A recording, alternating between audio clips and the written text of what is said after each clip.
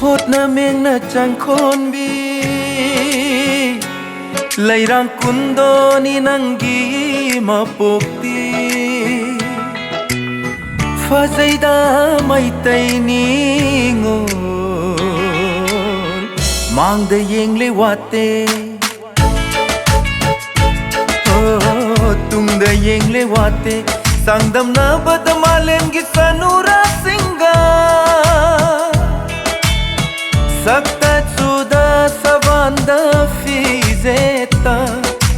Hende wate pangal da Thotna da Thotna Mengna Changkhonbi Lairang kundo ni nangi mapukti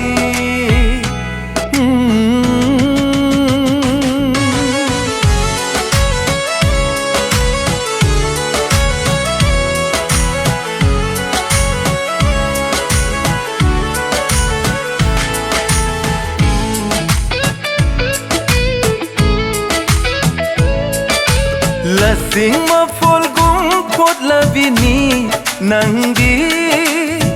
Lai chil thang daba atia gum seng lavi Lasing ma folgum khot la vini nangi Lai chil thang daba atia gum seng lavi Chat le chat na fajare Lep le lep na ning thizare Nok fe tau na yeng lakpa Mit yeng du na Mit fam hong ba ngam na dare Na nakta asum lay ningi Nang tabu yeng ningi Khoi da na pam zana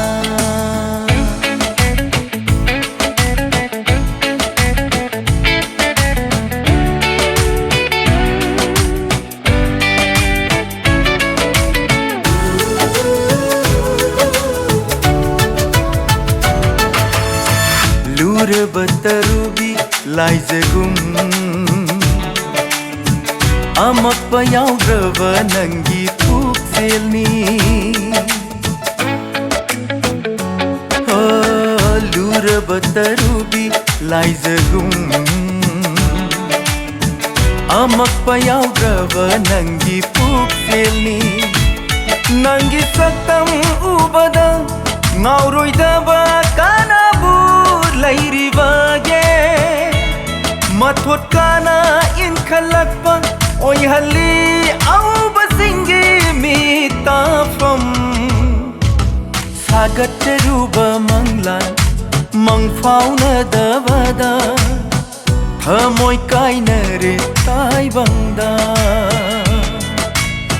Thamoi kaina re tai bangda